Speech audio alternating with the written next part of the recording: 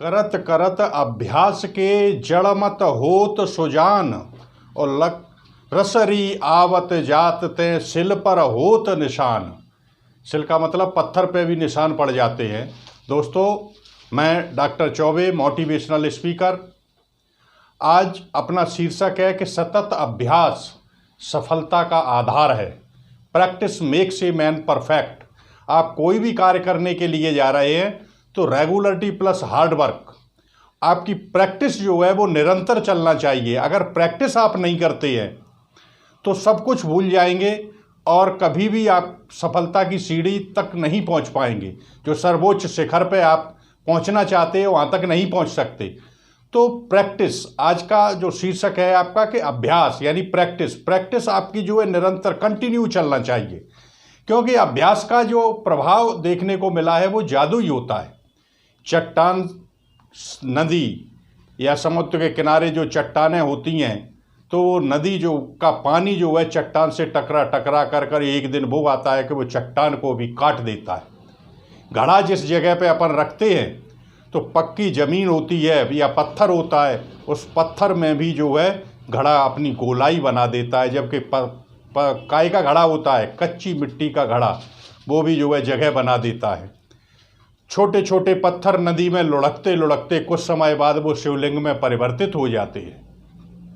क्यों? लेकिन इस निरंतर कार्य में एक लंबा समय लगता है, लेकिन परिणाम जो है चमत्कारी होते हैं। इसलिए आप जो है कोई भी कार्य कर रहे हैं, चाहे वो कंपटीशन की तैयारी कर रहे हो, आप व्यापार कर रहे हो, राजनीति के क्षेत्र में हो, सामाजिक कार्यकर्ता हो, किसी भी प्रकार के खेल को आप खेलने के लिए जा रहे हो, वैज्ञानिक हो, आप निरंतर अभ्यास जो है आपको एक पत्थर को भी हीरा बना देता है।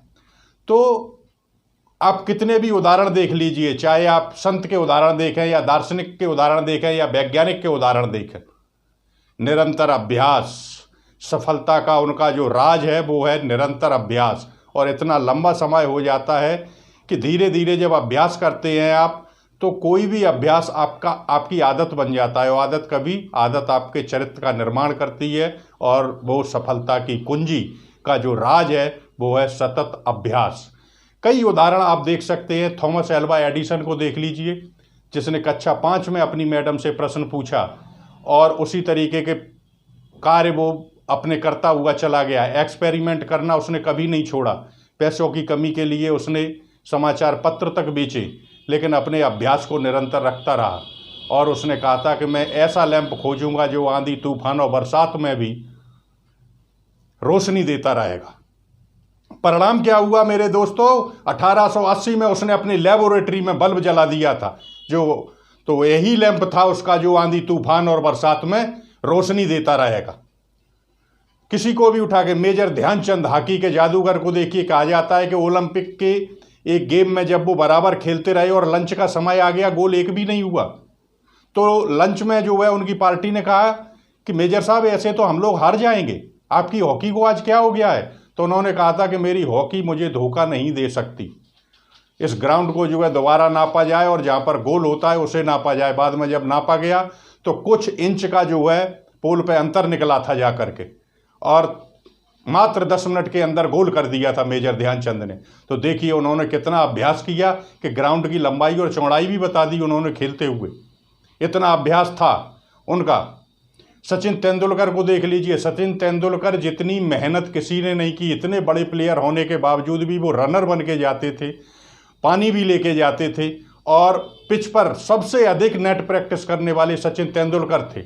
अभ्यास, निरंतर अभ्यास से 40 साल की उम्र के बाद दारा सिंह के गुरु ने मना कर दिया था कि अब आप कुश्ती नहीं लड़ेंगे, लेकिन निरंतर अभ्यास वो करते रहे और जीवन में 500 कुश्ती लड़े और एक भी नहीं हारे।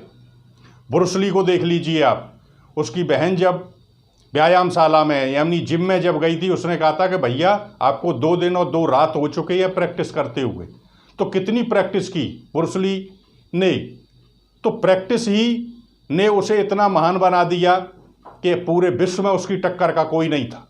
महाभारत में देख लीजिए, अपना लक्ष्य बनाया सिर्फ प्रैक्टिस। एकलव्य ने गुरु द्रोणाचार्य से कहा था अपना शिष्य बना लो, उन्होंने उसे शिष्य स्वीकार नहीं किया, लेकिन उसने उनकी मूर्ति बना करके रख ली और निरंतर अभ्यास करता रहा। और एक दिन अभ्यास के बाद जब आमना सामना हुआ द्रोणाचार्य से, तो द्रोणाचार्य को लगा था कि अर्जुन को कभी भी हरा सकता है एकलव्य।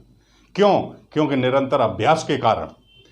तो किसी को भी देख लीजिए, जितने अभी IAS IPS बने हैं, उनसे youngest IPS, youngest IAS of India, उन लोगों के आप देखिए कि उनकी जो प्रैक्टिस थी वो निरंतर, अध्ययन उनका जो है निरंतर चलता रहा। तो मेरे कहने का तात्पर्य ये है कि इन उदाहरणों से हमें ये सीखना है कि जिन लोगों ने निरंतर अभ्यास किए, रेगुलरिटी प्लस हार्ड वर्क आपको ध्यान रखना है, प्रैक्टिस कभी नहीं छोड़ना है। करत करत अभ्यास के जड़ मत हो तो सुजान, सुजान माने होता है इंटेलिजेंट व्यक्ति, और जड़ मत माने मूर्ख, मूर्ख भी जो है विद्वान बन जाते हैं। जिस तरीके से पानी खींचते हैं तो रस्सी आती है तो पत्थर पर निशान बन जाते हैं रस्सी के, जबकि रस्सी जो है कितनी मुलायम होती है और पत्थर कितना सख्त होता है। तो आप भी अभ्यास करिए, एक दिन वो आएगा कि तकदीर तुम्हारे चरण चूमेगी और तुम मुकद्दर के बादशाह बनोगे। ये वीडियो अधिक से अधिक आप लोग सब्सक्राइब करें और अपने दोस्तों को शेयर करें, ताकि वो इंस्पायर हो सकें कि उन्हें अभ्यास के द्वारा ही सफलता मिल सकती है। Practice makes a man perfect. जय हिंद, जय भारत।